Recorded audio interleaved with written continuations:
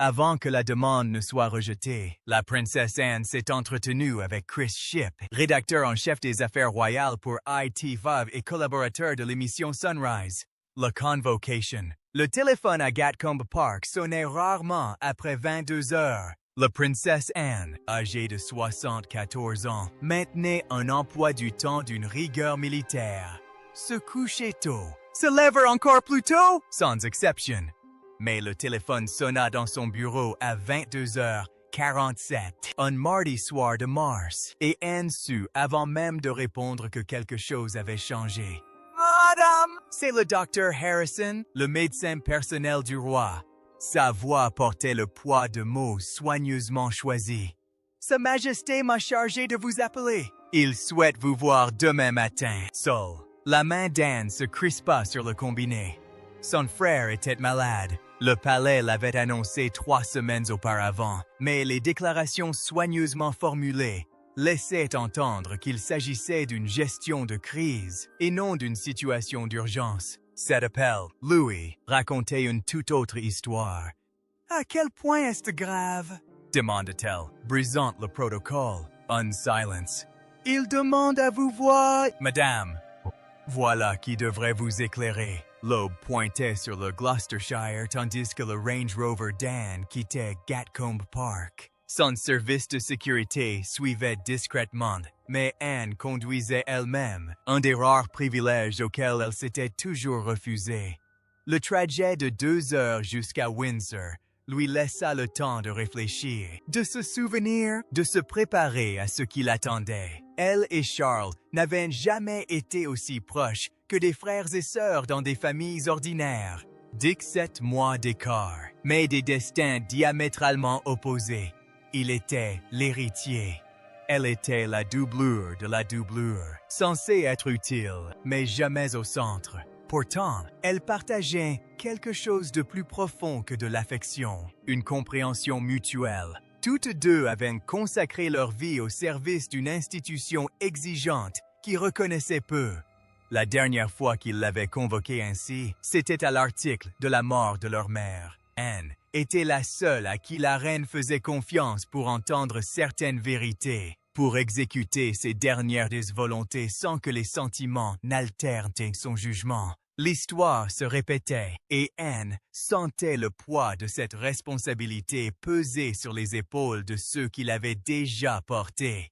Le calme régnait dans les appartements privés du château de Windsor. Le brouhaha habituel du personnel s'étant réduit à des chuchotements et au bruit de pas feutrés. Anne fut conduite non pas aux salons officiels, mais au bureau personnel de Charles, le seul endroit de toutes des résidences où il pouvait être lui-même. Il était assis près de la fenêtre, la lumière matinale crue sur des traits considérablement amaigris.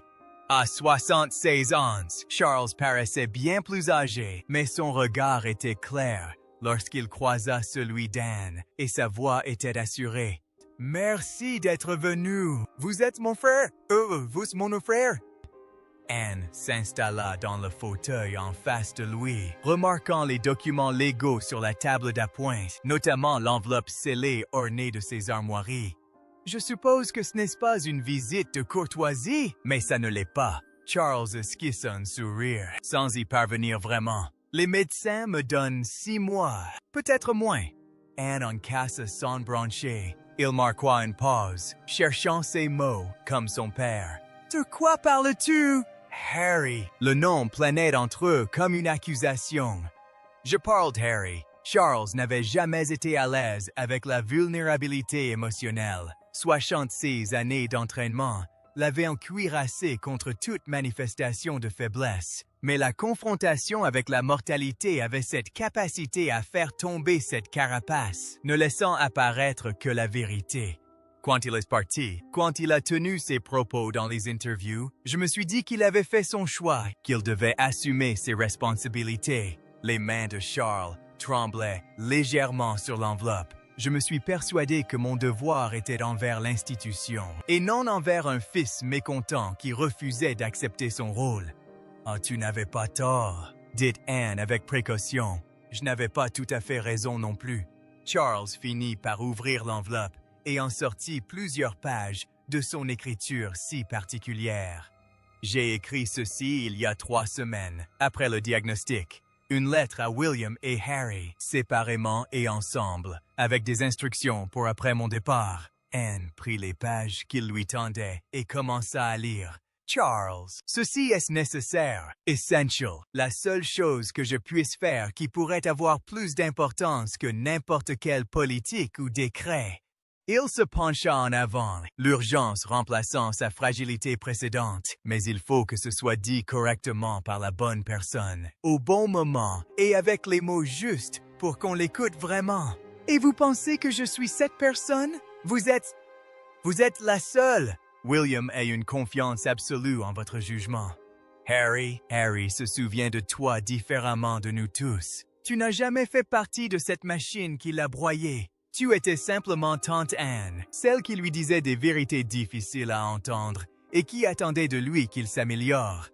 Anne lut la lettre 2 fois, la comprenant à mesure que chaque mot prenait sens. Charles ne se contentait pas de laisser des instructions à ses fils. Il tentait de panser une blessure qui s'était envenimée pendant des années, d'utiliser sa mort comme catalyseur pour quelque chose qu'il n'avait pu accomplir de son vivant. La réconciliation. « Ce sera difficile, dit-elle finalement. Pour eux tous, tout ce qui en vaut la peine est difficile. » La voix de Charles conservait une pointe d'autorité, héritée de son habitude. « Mais si je meurs, alors qu'il reste brouillé, que William et Harry sont toujours en conflit, j'aurais échoué en tant que père bien plus profondément que dans tout autre domaine. » William résistera. Il perçoit le départ de Harry comme une trahison, raison pour laquelle la lettre aborde ce sujet. Pourquoi elle révèle des choses qu'aucun d'eux ne sait sur ce qui s'est réellement passé, sur les décisions que j'ai prises et qui ont façonné leur conflit. Charles se leva avec effort et se dirigea vers la fenêtre donnant sur les jardins où Diana et Louis s'étaient jadis promenés avec leur jeune fils. « Je ne te demande pas de tout réparer, Anne. Je te demande de leur donner les moyens de le faire eux-mêmes. » Anne plia soigneusement les pages et les remit dans l'enveloppe. « Quand veux-tu que je fasse ça? »« Bientôt, avant l'annonce. Il mérite de l'apprendre avant que le monde entier sache que je suis en train de mourir. » Il se tourna vers elle. « Anne, il y a encore une chose. » Il sortit de son tiroir une petite enveloppe scellée à la cire. « Celle-ci est juste pour toi, à ouvrir après. » Elle explique. Enfin, elle explique pourquoi tu es la seule à qui je pouvais confier ça. Anne quitta Windsor 12 heures plus tard. Les enveloppes enfermées dans sa mallette, le poids des dernières volontés de son frère pesant lourdement sur sa conscience. Elle avait accepté parce qu'elle avait toujours accepté quand le devoir l'appelait. Mais surtout, elle avait accepté parce que Charles avait raison. Si la monarchie survivait à sa mort pour n'être définie que par l'éloignement persistant de son fils, alors à quoi bon tout cela? Le trajet du retour vers Gatcombe Park lui parut plus long que celui du matin. Le téléphone d'Anne affichait 17 appels manqués, des affaires du palais, des obligations caritatives, l'incessante routine de la vie royale. Elle les ignora tous. Elle pensa plutôt à 2 garçons qu'elle avait vus grandir dans des conditions impossibles. William, préparé dès sa naissance à devenir roi, portant le poids du destin avec l'empathie de Diana et le sens du devoir de Charles. Harry, brillant mais discret et blessé, aspirant désespérément à être reconnu pour autre chose que son ombre. Tous deux avaient tant perdu. Leur mère, trop jeune, leur vie privée constamment scrutée, leur fraternité prise en étau entre récits concurrents et intrigues de palais. Et maintenant, ils allaient perdre leur père. La question était de savoir si cette perte les séparerait davantage ou si, finalement, et c'était impossible, elle les réunirait. La révélation, au palais de Kensington à l'aube, revêtait une signification particulière. William était levé depuis 5 heures, passant en revue les notes de service pour la journée et répondant à un courrier qui affluait sans cesse. À 42 ans, il avait perfectionné l'art de compartimenter sa vie, Ses sentiments personnels étaient enfouis sous un voile de froideur, tandis qu'il incarnait le rôle pour lequel il était né. Catherine le trouva dans son bureau, son café refroidi, la même page de son carnet de notes, restée figée pendant 20 minutes. « Tu as l'air préoccupé !» remarqua-t-elle en s'installant sur la chaise en face de son bureau. Annie a appelé. « Elle vient ce matin !» Elle n'a pas voulu dire pourquoi, juste que c'était urgent et privé. L'expression de Catherine changea. Anne ne faisait pas de théâtre. Elle ne faisait pas de voyage inutile à Londres. Si elle venait, c'était important. « Votre père? »« Probablement. » William reposa le dossier qu'il faisait semblant de lire. Les déclarations du palais ont été volontairement vagues, trop volontairement. « Tu devrais l'appeler. »« J'ai essayé. » Son bureau répète qu'il n'est pas disponible, qu'ils vont arranger ça bientôt. La frustration de William transparaissait malgré leur silence, ce qui signifie que la situation est pire qu'ils ne le laissent entendre. L'interphone sonna. « Monsieur, la princesse royale est arrivée. » Anne était vêtue d'une tenue élégante, un tailleur bleu marine sobre qui exprimait le sérieux sans ostentation. Elle refusa le thé, les conversations superficielles, et alla droit au but une fois que Catherine se fut discrètement éclipsée. « Votre père est mourant, dans 6 mois tout au plus. » Anne annonce la nouvelle, comme à son habitude. Direct, sans sentimentalisme, efficace. Je vous le dis maintenant. Il voulait que vous l'appreniez de moi en premier, avant les communications officielles. Anne sortit l'enveloppe de sa mallette. Et il voulait que tu aies ceci. William prit la lettre, reconnaissant immédiatement l'écriture de son père. Qu'est-ce que c'est? Ses dernières volontés. Ce qu'il attend de vous deux avant de mourir. Nous deux? La voix de William se fit froide. Vous voulez dire Harry? Oui, je veux dire Harry. William posa la lettre sans l'ouvrir. Alors cette conversation est terminée. William? Non. Il se leva et fit les 100 pas jusqu'à la fenêtre. J'ai passé 4 ans à regarder mon frère s'en prendre à cette famille, s'en prendre à Catherine, broder notre vie privée pour l'argent de Netflix et des confessions à Oprah. Et maintenant, papa veut que je fasse quoi? Que je pardonne et que j'oublie parce qu'il est mourant. La voix d'Anne reste calme. Il veut que vous lisiez la lettre. Ce que vous ferez ensuite vous appartient. William ne la lut pas immédiatement. Il la laissa sur son bureau pendant 3 heures, le temps d'assister à un événement caritatif, de sourire aux photographes et d'afficher le calme attendu d'un futur roi. Mais la présence de la lettre le hantait, un poids qu'il ne pouvait ignorer. Finalement, seul dans son bureau ce soir-là, il l'ouvrit. « Mon très cher William, si tu lis ceci, Anne t'a parlé de mon état. Suis-je désolé que tu l'apprennes ainsi, mais il y a des choses que je dois te dire, sans le formalisme des réunions officielles, ni la pression des décisions immédiates. Je vais te dire quelque chose que j'aurais dû te dire il y a des années. C'est à cause de moi que Harry est parti. Anurad parti. Pas entièrement, bien sûr. Il a fait ses choix. » La main de William tremblait tandis qu'il poursuivait sa lecture. La lettre détaillait des conversations que Charles n'avait jamais partagées, des décisions prises après la mort de Diana qui avaient, par inadvertance, éloigné William et Harry. Charles a décrit comment son propre traumatisme, sa culpabilité envers Diana, sa tentative désespérée de protéger William en tant qu'héritier l'avaient conduit à établir des règles et des attentes différentes pour chacun de ses fils. J'ai dit à Harry, quand il avait 18 ans, que son rôle était de te soutenir, de ne jamais te faire d'ombre, qu'il devait accepter d'être secondaire. Je pensais être pragmatique, le préparer à la réalité. Au lieu de cela, j'ai dit à un adolescent en deuil qu'il comptait moins que son frère. La lettre poursuivait, révélant des décisions du palais qu'Harry avait attribuées à William, mais qui provenaient en réalité de Charles. Des mutations de personnel isolèrent Harry. Des stratégies de communication visaient à protéger l'image de William au détriment de celle de Harry. Des arrangements financiers qui ont donné à Harry un sentiment de dépendance et de contrôle. Tu pensais qu'il était jaloux de toi. Elle pensait que tu étais complice de sa marginalisation. La vérité, c'est que j'ai créé un système qui vous a monté les uns contre les autres. Puis je me suis retiré et vous ai laissé vous rejeter la faute les uns sur les autres.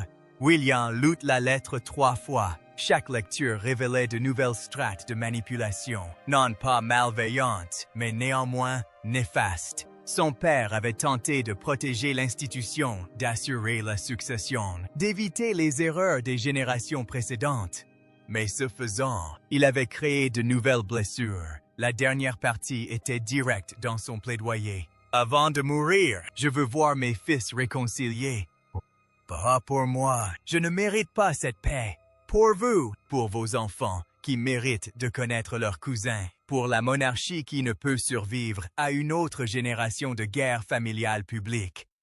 J'ai écrit une lettre similaire à Harry, lui expliquant les mêmes vérités. Ce que je vous demande à tous les deux, c'est de vous rencontrer, de parler, sans avocat ni médiateur, sans stratégie de communication, juste deux frères qui ont perdu leur mère trop jeune et qui sont sur le point de perdre leur père, qui tentent de se retrouver. Anne s'en chargera si vous le souhaitez. C'est la seule personne en qui vous ayez une confiance absolue et la seule qui vous dira quand vous faites les idiots. Je vous aime tous les deux. Je vous ai tous deux déçus et je vous demande de faire mieux que moi. Votre père, Charles R. Williams, resta assis en silence pendant 20 minutes après avoir terminé la lettre. Catherine le trouva là. Les pages étaient éparpillées sur son bureau. Son visage était sculpté dans la pierre. Qu'est-ce que ça disait? Demanda-t-elle doucement. Il lui a tout dit. Catherine écoutait sans l'interrompre, sa main trouvant la sienne au milieu de la récitation. « Il te manipule !» dit finalement Williams. « Même en mourant, il nous manipule tous les deux pour nous amener à un grand geste de réconciliation. » Peut-être que Catherine a choisi ses mots avec soin, ou peut-être qu'il est enfin honnête quant à son rôle dans tout ce qui a mal tourné. Catherine s'assit à côté de lui. Je ne dis pas que tu dois tout pardonner, mais peut-être que comprendre pourquoi les choses se sont passées différemment change la donne en matière de pardon. William regarda sa femme, celle qui s'était tenue à ses côtés à travers chaque crise, chaque attaque, chaque jour impossible. « Oh, que ferais-tu? »« Je serais terrifié, » admit Catherine, « mais je le rencontrerai. » Non pas parce que ton père te le demande, mais parce que l'alternative, c'est de passer le reste de ta vie à te demander si tu as raté l'occasion de reconstruire quelque chose d'important. Ce soir-là, William appela Anne. Je le rencontrerai, mais j'ai des conditions. Lesquelles? Lieu neutre, pas de presse, pas d'enregistrement. Et Catherine m'accompagne. J'ai besoin de quelqu'un qui me soutienne si les choses tournent mal. C'est fait! Je contacterai Harry ce soir. Après avoir raccroché, William se retrouva dans la chambre de George, observant son fils aîné dormir. Le garçon avait maintenant 13 ans et portait déjà les stigmates du fardeau qu'il porterait un jour. Il pouvait choisir la réconciliation plutôt que l'orgueil. Peut-être était-ce là le véritable héritage qu'il valait la peine de laisser, ou peut-être se berçait-il d'illusions, s'exposant ainsi à une nouvelle déception douloureuse. William ne le saurait pas avant de revoir Harry, et cette rencontre était désormais inévitable. Le prince d'outre-mer, Montecito, à minuit, était paisible. Harry était assis sur la terrasse de sa maison. L'océan Pacifique, invisible dans l'obscurité, résonnait pourtant de son rythme incessant. Meghan était couchée depuis des heures, épuisée après une journée avec les enfants. Il aurait dû la rejoindre, mais le sommeil se faisait rare ces derniers temps. Son téléphone s'illumina, un numéro britannique inconnu. Harry fallait refuser. La Californie lui avait appris à préserver sa tranquillité, à se prémunir contre les intrusions de son ancienne vie, mais quelque chose le poussa à répondre. « Harry, c'est Anne. » La voix de sa tante traversa 9 fuseaux horaires et 17 années d'histoire compliquée. « Tante Anne, il est tard chez vous. »« En fait, il est tôt. Je dois te parler de ton père. Les 5 minutes qui suivirent changèrent tout. L'annonce clinique du pronostic de Charles par Anne frappa Harry comme un coup de massue. 6 mois, peut-être moins. L'homme contre lequel il avait nourri une colère pendant des années, le père qui l'avait déçu de 1000 façons, était en train de mourir. « Je suis désolé !» parvint finalement à articuler Harry. « Je sais que vous l'êtes, tous les deux. Il m'a demandé de vous remettre quelque chose. Une lettre. Elle explique beaucoup de choses sur les décisions qui ont été prises, des choses dont vous n'aviez pas connaissance et qui ont influencé tout ce qui s'est passé. Je n'ai pas besoin d'explication. Je sais ce qui s'est passé. Je l'ai vécu. » Harry, la voix d'Anne portait l'autorité qui avait marqué 7 décennies. Tu ne sais pas tout. Et avant de réagir avec colère ou mépris, je te suggère de lire ce qu'il a écrit. Alors, décide. La lettre arriva par coursier sécurisé le lendemain matin. Harry garda l'enveloppe pendant 1 heure avant de l'ouvrir, conscient que son contenu viendrait compliquer des émotions qu'il avait mis des années à tenter d'organiser en un récit cohérent. Meghan l'a trouvé dans son bureau. Les pages des lettres étaient éparpillées sur son bureau, des larmes coulaient sur son visage. « Chérie !» Elle s'approcha aussitôt de lui, posant sa main sur son épaule. Il le savait, la voix de Harry était rauque. Pendant toutes ces fois où j'ai cru que William était à l'origine des décisions, mon père le savait et m'a laissé croire que c'était lui. Il a orchestré la moitié des choses dont j'ai accusé William. Meghan lut par-dessus son épaule, son expression passant de l'inquiétude à la colère, puis à une émotion plus complexe. La lettre que Charles avait écrite à Harry était similaire à celle de William, mais contenait des éléments de contexte supplémentaires, des excuses pour certains moments évoqués par Harry lors d'interviews et la reconnaissance d'erreurs que Charles n'avait jamais admises publiquement. Je vous ai laissé croire que vous étiez moins important parce que je cherchais à protéger l'institution. Je réalise maintenant que je protégeais ma propre peur. Si j'admettais que vous comptiez tous les deux autant, je devrais reconnaître que j'étais capable de vous décevoir tous les deux de la même manière. Pendant 3 jours, Harry n'a appelé personne. Il relut la lettre à maintes reprises, la confronta à ses propres souvenirs et en discuta sans cesse avec Meghan. Son thérapeute se délecta de ses révélations, aidant Harry à démêler des années de colère pour en découvrir les vérités fondamentales. La question, lui dit son thérapeute lors d'une séance d'urgence, est « Que faire de ces informations ?» La rupture avec William, le départ du Royaume-Uni, les interviews, tout cela aurait peut-être pu être évité. Ou peut-être fallait-il en arriver là pour que la vérité éclate enfin. Ce soir-là, Meghan trouva Harry dans la chambre de leur fille, endormi. « Tu envisages de rentrer. Anne dit que William a accepté de nous voir. Son père veut qu'on parle avant son départ. »« Tu veux? » Harry reste silencieux un long moment. Une partie de moi voudrait laisser tout ça briser, dire que j'ai tourné la page, que j'ai reconstruit ma vie, que je n'ai plus besoin d'eux. Mais c'est mon frère et notre père est en train de mourir. Et cette lettre laisse entendre que nous nous sommes peut-être battus contre la mauvaise cause depuis le début. Il se tourna vers elle. Et si nous avions tous deux réagi à des manipulations que nous ne comprenions pas? Et si l'ennemi n'avait jamais été l'autre? Ils discutèrent jusqu'à l'aube, Meghan jouant l'avocate du diable, incitant Harry à examiner ses motivations sous tous les angles. « Si vous y retournez et que ça se passe mal, nous rouvrirons des blessures qui commençaient enfin à cicatriser, » a-t-elle dit. « Les enfants sont bien installés ici. Vous avez trouvé la paix.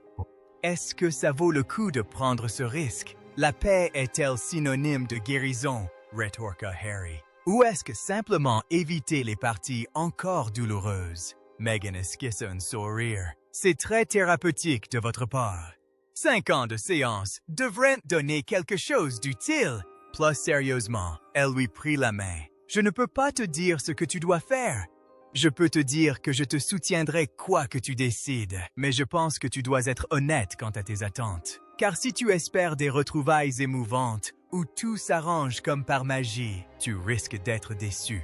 Harry a appelé sa tante à 4 heures du matin, heure de Californie, soit midi en Angleterre. C'était le seul moment où leurs emplois du temps coïncidaient de manière appropriée pour cette conversation. Je viendrai, mais j'ai besoin de votre parole sur un point. Dites-moi lequel. Ce n'est pas une réception de luxe.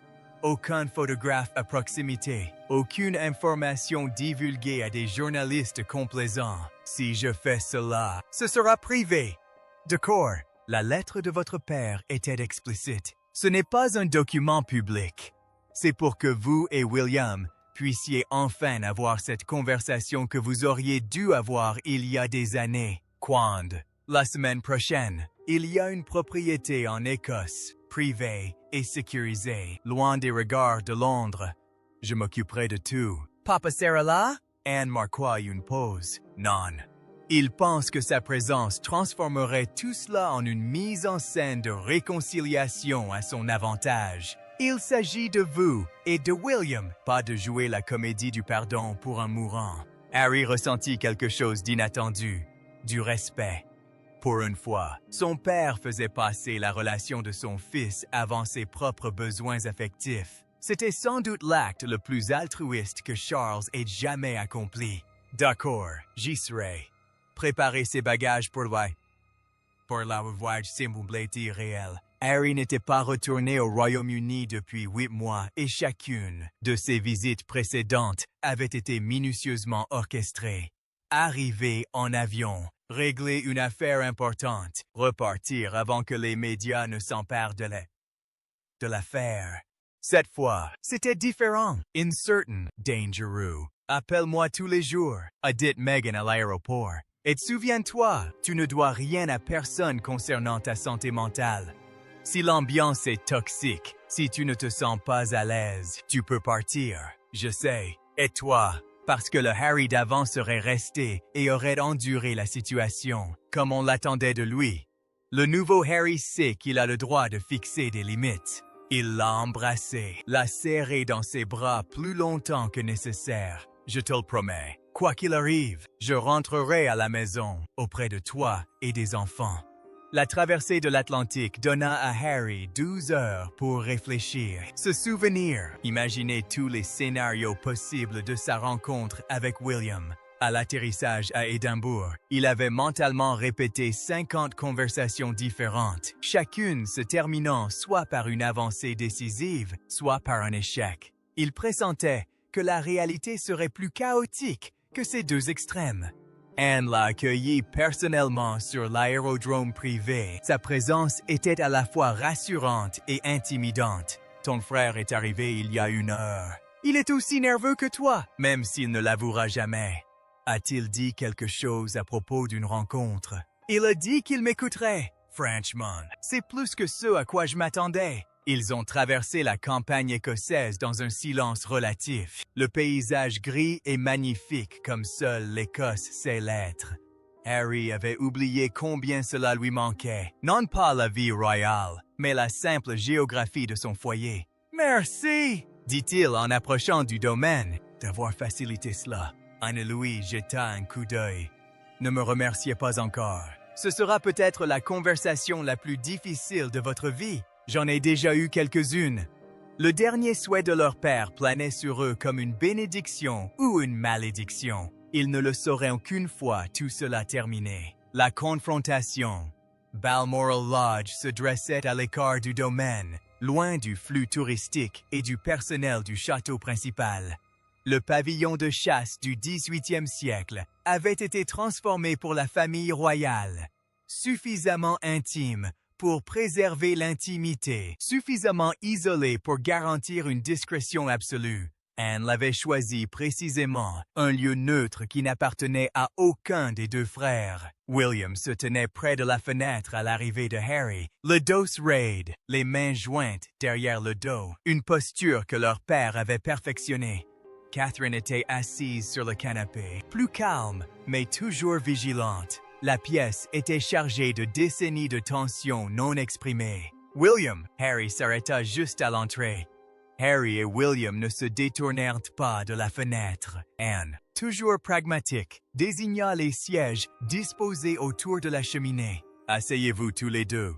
Nous n'allons pas faire ça debout comme à une réception officielle. Harry prit le fauteuil en face de Catherine, qui esquissa un petit sourire compliqué, une reconnaissance sans chaleur, un professionnalisme sans prétention. William finit par se détourner de la fenêtre et s'installa près de sa femme. « Je suppose que vous avez reçu la même lettre que moi » commença William. « Oui, et vous y croyez? Vous pensez que les aveux de votre père sur son lit de mort vous absoudraient de toutes ces années de choix. » Harry sentit la colère monter en lui, mais il la réprima. C'était précisément cette dynamique qu'il fallait briser. Je pense que la lettre de mon père révèle que nous avons tous deux réagi à des informations incomplètes qui n'innocentent personne. Elle remet les choses en perspective. Il leur a écrit pour vous donner les informations nécessaires à la compréhension de la fabrication de ce conflit, en partie par lui, en partie par l'inertie institutionnelle, en partie par votre orgueil respectif, qui vous empêchait d'admettre vos erreurs. Je n'avais pas tort, rétorqua William sèchement. Harry a manqué à son devoir. Parce qu'on m'a dit que mon devoir était d'être ton ombre, interrompit Harry. De te soutenir, mais jamais de briller. De sourire tout en recevant moins de protection, moins de soutien, moins de tout, car le confort de l'héritier passait avant tout. Voilà comment fonctionne le système. Tu le savais depuis ta naissance. Comprendre quelque chose intellectuellement et le vivre émotionnellement sont deux choses différentes. William. Catherine prit la parole pour la première fois. Harry, je ne défends pas toutes les décisions prises par l'institution, mais tu as fait des choix qui nous ont profondément blessés. Les interviews, le livre, tu as révélé nos conversations privées au monde entier. Vous avez rendu la vie de nos enfants plus difficile, et je le regrette, dit Harry, les surprenant tous les deux. Pas entièrement, mais en partie. Les choses que j'ai dites sous le coup de la colère, les détails que j'ai partagés, et que vous étiez tenu de protéger. J'étais tellement obnubilé par le besoin d'être entendu que je n'ai pas pensé aux conséquences. Anne a sorti un autre document. Ce document est établi à partir des archives du palais, des témoignages du personnel et des communications documentées. Puisqu'on en est enfin à être honnête, soyons tout à fait francs. J'ai passé la semaine dernière à rassembler des preuves de chaque décision prise vous concernant tous les deux, depuis la mort de Diana jusqu'au départ de Harry. J'ai découvert un biais systématique, pas toujours intentionnel, mais constant. Elle a étalé les documents entre eux, des répartitions financières montrant que Harry avait reçu beaucoup moins que William pour un travail comparable. Des mesures de sécurité renforcées ont été mises en place pour protéger la famille de William. Des stratégies médiatiques ont été développées pour présenter Harry comme le prince rebelle, afin de faire paraître William plus responsable par contraste. Cela n'excuse pas les agissements de Harry, a poursuivi Anne, mais cela explique le désespoir qui les a motivés. Ils n'imaginaient pas cette inégalité. C'était une politique délibérée. William étudiait les documents, le visage impassible. J'ignorais la plupart de ces informations. Bien sûr que non. Vous étiez vous aussi protégés des mécanismes sordides du système de favoritisme institutionnel. Anne les regarda tous les deux. Ton père a créé un système qui garantissait les conflits. Puis il s'est étonné de leur survenue. William se leva brusquement et se dirigea vers la cheminée. Sa voix était étranglée par une émotion qu'il refoulait habituellement. Sais-tu ce que c'est que de porter le poids de la succession dès la naissance? De savoir que chaque choix, chaque mot, affecte non seulement ta vie, mais aussi la stabilité de toute une nation? Non, admit Harry à voix basse. Je ne sais pas. Je ne peux pas. Je t'enviais. William se tourna vers son frère. Voilà, c'est dit. J'enviais ta liberté. William, commença Catherine. Mais il leva la main et tu es parti. Tu as pris la liberté qui m'était refusée et tu t'en es servi pour attaquer tout ce que j'avais sacrifié pour protéger. As-tu la moindre idée de ce que j'ai ressenti? Te voir vivre la vie dont je rêvais tout en critiquant celle dans laquelle j'étais prisonnier? Harry sentit sa gorge se serrer. Je ne voyais pas les choses ainsi. Je pensais que tu avais tout. Le titre, le respect, l'approbation de ton père. Je croyais me battre pour des miettes pendant que vous vous régaliez. Nous avions tous les deux tort, dit William. Nous étions tous deux prisonniers du même système, simplement dans des cellules différentes. Pendant plusieurs minutes, personne ne parla. Le feu crépitait. La lumière de l'après-midi baignait la pièce, et les deux frères restèrent assis, la vérité enfin mise à nu entre eux. Catherine rompit le silence. « Que veut Charles de vous deux? » Harry sortit sa lettre et montra la dernière partie. Il souhaite que nous assistions ensemble à son dernier engagement public pour témoigner de notre unité. Et il nous a demandé de faire une déclaration publique sur la réconciliation. Il est mourant et il continue de gérer le discours. Ah, dit William, mais il y avait moins de colère maintenant, presque de l'humour. C'est bien, papa, a acquiescé Harry. Tout est stratégie, même sa mort. Le feras-tu? Demanda Anne. William fixa Harry longuement. Si j'accepte cela, cette tentative de réconciliation, il faut que je sache qu'elle est sincère, pas pour les caméras, pas pour la postérité de mon père. Sincère. À quoi ressemble la sincérité? Demanda Harry. Je ne sais pas encore, mais je sais que ça ne se fait pas du jour au lendemain. Et je sais que cela exige de votre part une présence réelle, pas seulement physique, mais aussi un engagement auprès de votre famille, auprès de nous, auprès de votre nièce et de votre neveu qui connaissent à peine leur oncle. Je peux m'en charger. Alors, trouvons une solution, non pas pour votre père, ni pour l'institution, mais pour nous. Anne a produit un document final, une déclaration commune qu'elle a rédigée. Votre père annoncera son état de santé dans 2 semaines. Il a demandé que cette déclaration soit publiée simultanément afin de montrer que ses fils sont unis au moment où il entame son dernier voyage. Les 2 frères l'ont lu. Le langage était d'une neutralité soigneusement étudiée, reconnaissant la distance sans accuser personne, exprimant un engagement à guérir sans promettre la perfection. Il faudra changer certaines choses, a dit William. Bien évidemment, Harry était d'accord, mais ils discutaient, véritablement discutaient, pour la première fois depuis des années sans avocat, sans attaché de presse ni intermédiaire institutionnel. Catherine s'éclipsa, leur laissant de l'espace. Anne demeurait une gardienne silencieuse, veillant à ce qu'aucun des deux ne retombe dans ses vieux schémas d'attaque et de défense. Le soir venu, ils ont rédigé un document acceptable pour les 2 parties. Il n'était pas parfait. Il ne répondait pas à toutes leurs attentes, mais il était honnête. Et c'était plus qu'ils n'avaient réussi à faire en 5 ans. « Je ne pardonne pas tout, » dit William alors qu'il s'apprêtait à partir. « Et je suppose que vous non plus. »« Non, » acquiesça Harry. « Mais peut-être pouvons-nous construire sur la compréhension plutôt que sur la colère. Peut-être que cela suffira pour commencer. » Ils ne s'embrassèrent pas, ne manifestèrent aucune affection fraternelle. Ils n'étaient pas prêts à ressentir quoi que ce soit, mais ils se serrèrent la main. D'un geste formel, désuet, mais finalement approprié, Anne les regarda partir séparément, chacun regagnant sa demeure pour la nuit. Demain, ils se retrouveraient pour entamer le travail plus ardu de la reconstruction. Mais ce soir-là, ils avaient accompli ce qui paraissait impossible quelques jours auparavant. Ils avaient cessé de se battre suffisamment longtemps pour écouter. Charles en serait ravi. Plus important encore, peut-être, Diana le serait aussi. Le château de Windsor se préparait à recevoir ce qui allait devenir le dernier discours de Charles. Le roi avait insisté pour le faire lui-même. Pas de message préenregistré, pas de déclaration lue par des intermédiaires. Il allait s'adresser une dernière fois à la nation et au Commonwealth et dire la vérité. William et Harry arrivèrent séparés. Mais à quelques minutes d'intervalle, ils s'étaient entretenus 2 fois de plus depuis la réunion en Écosse. Des conversations prudentes, mais moins réservées.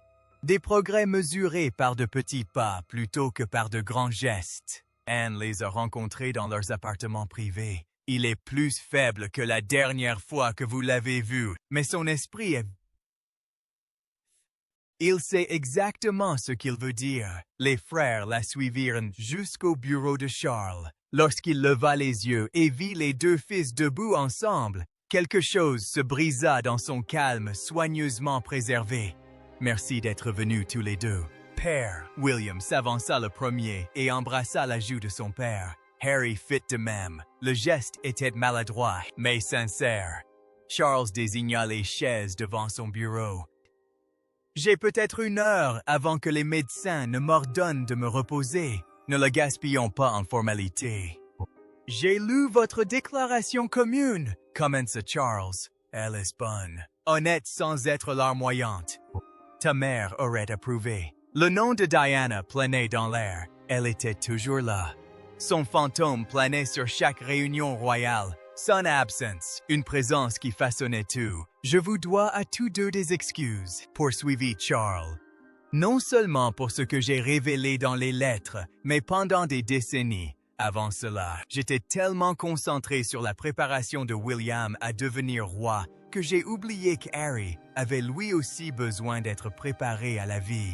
Et j'étais tellement traumatisé par ma propre enfance que j'ai surcompensé, créant ainsi de nouveaux problèmes. Père, nous ne sommes pas là pour... Commença William, mais Charles leva la main. Permettez-moi de le dire, tant que je le peux encore. Il marqua une pause, reprenant ses esprits. Vous êtes tous deux devenus de meilleurs hommes que je ne l'ai été. William, ton dévouement au devoir empreint de compassion, c'est ta mère qui tient de toi. Et Harry, ton courage à choisir ta propre voie, malgré une pression énorme, c'est aussi elle qui le tient. Et toi? Demanda Harry doucement. Je vous ai transmis mon entêtement et ma tendance à l'apitoiement sur moi-même. Charles esquissa un sourire. Ce ne sont pas mes meilleurs cadeaux. Je l'admets. À 18 heures, toute la nation se brancha sur BBC One pour écouter le discours du roi. Charles était assis à son bureau, au même endroit d'où sa mère avait animé ses émissions pendant la pandémie. Mais là où Elizabeth avait affiché un calme imperturbable, Charles laissait transparaître une toute autre attitude. Humanité vulnérable, mes chers amis, commença-t-il d'une voix assurée malgré une fragilité visible. Je m'adresse à vous ce soir pour vous donner des nouvelles de ma santé et, plus important encore, de ma famille. Il expliqua son diagnostic avec une précision clinique, sans dramatiser ni minimiser. 6 mois, peut-être moins, avec des soins axés sur la qualité plutôt que sur le prolongement de l'inévitable. Sans se toucher, mais ensemble, ils formaient un front uni qui semblait impossible quelques semaines auparavant. William a pris la parole en premier. La maladie de notre père nous a rappelé ce qui compte le plus.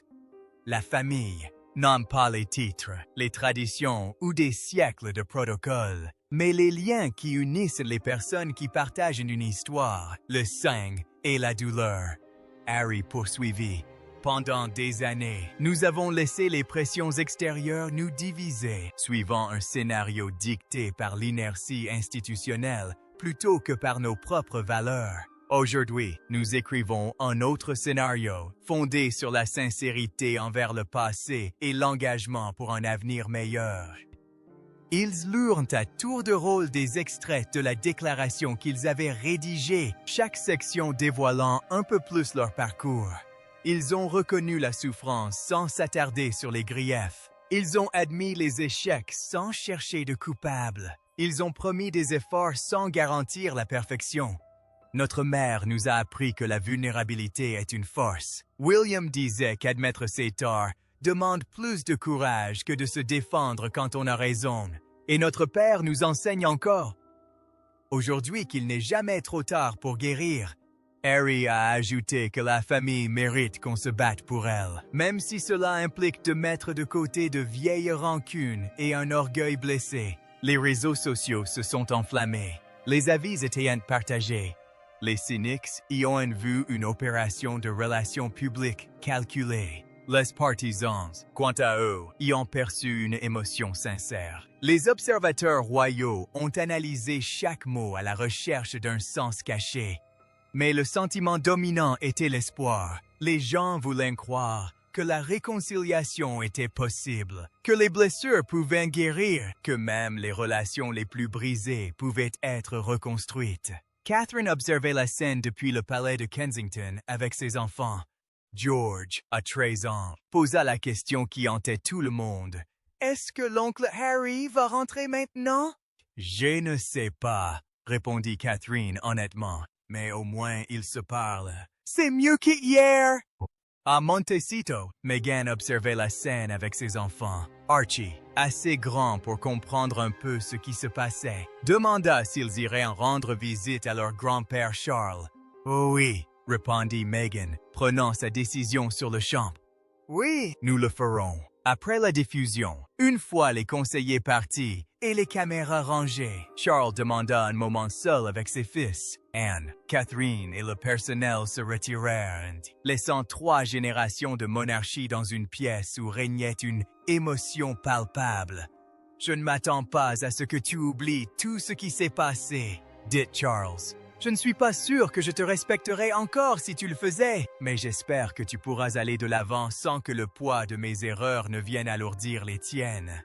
On va essayer, » répondit William. « C'est tout ce que nous pouvons faire. » Charles les regarda tous les deux, mémorisant les traits qu'il avait vus évoluer depuis l'enfance jusqu'à l'âge mûr. « Vous êtes tous les deux de meilleurs pères que je ne l'ai été, de meilleurs maris, peut-être même de meilleurs hommes. Voilà mon héritage, en réalité. Avoir élevé des fils qui ont su tirer des leçons de mes erreurs et faire mieux que moi. » Harry sentit des larmes qu'il s'était juré de ne pas verser. « Père, non, laissez-moi finir. La monarchie me survivra. Elle vous survivra peut-être même à tous les deux, même si je soupçonne que l'institution aura bien changé d'ici là. Mais ce qui compte, c'est pourquoi je veux qu'on se souvienne de moi, c'est qu'au final, vous étiez de nouveaux frères. Que je suis mort en sachant que vous seriez là, l'un pour l'autre. William et Harry ne sont pas devenus meilleurs amis du jour au lendemain. Ils sont restés fondamentalement différents, avec des vies divergentes. Mais ils ont fait le premier pas. Ils ont parlé franchement. Elles se sont autorisées à être vulnérables, sans pour autant instrumentaliser cette vulnérabilité par la suite. Catherine et Meghan ont trouvé un terrain d'entente prudent, se rapprochant grâce à leur expérience commune d'un mariage dans des circonstances impossibles. Elles ne seraient jamais des amies proches, mais elles pouvaient être comme une famille, ce qui était différent et peut-être plus important. Anne observa la scène avec satisfaction.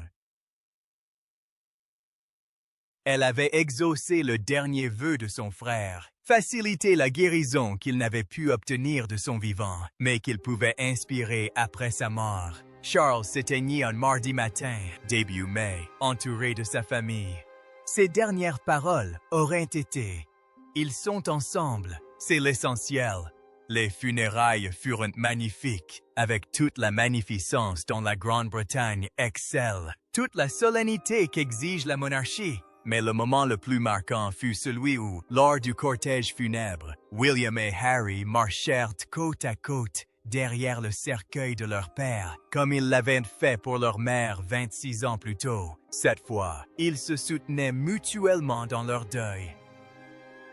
Le communiqué commun qu'ils ont publié par la suite était bref. Le plus beau cadeau de notre Père a été de nous montrer que l'amour exige du courage. Le courage d'admettre ses torts, de pardonner les échecs, de privilégier le lien à l'orgueil. Nous honorons sa mémoire en poursuivant l'œuvre qu'il a entreprise, en bâtissant une famille digne de l'institution que nous servons et une institution digne de la famille que nous aimons. Ce n'était pas un conte de fées. Harry et Meghan sont rentrés en Californie. William a repris ses fonctions d'héritier avec une détermination renouvelée. Les blessures ne se sont pas cicatrisées comme par magie, et des conversations difficiles restaient à venir. Mais ils dialoguaient, s'écoutaient vraiment et œuvraient à un avenir meilleur. À 74 ans, la princesse Anne a exaucé le dernier vœu de son frère.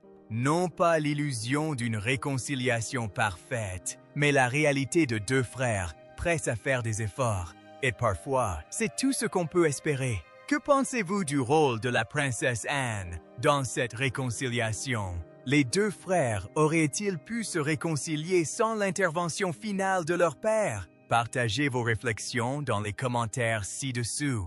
Si cette histoire vous a captivé, n'oubliez pas de liker cette vidéo et de vous abonner pour découvrir d'autres récits royaux inédits. Activez les notifications pour ne rien manquer de nos plongées exclusives dans le monde caché de la royauté. Quelle histoire royale aimeriez-vous que nous explorions ensuite? Dites-le nous.